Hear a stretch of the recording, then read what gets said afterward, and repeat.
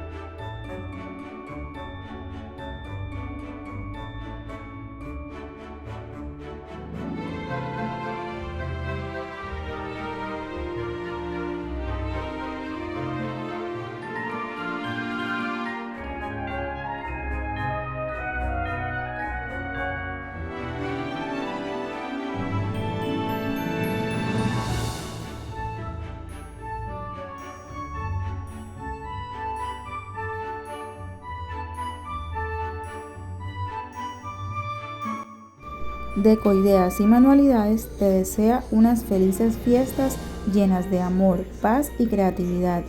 Que esta Navidad sea inolvidable para ti y tu familia. Si te gustó este video, no olvides suscribirte, darle like y compartir.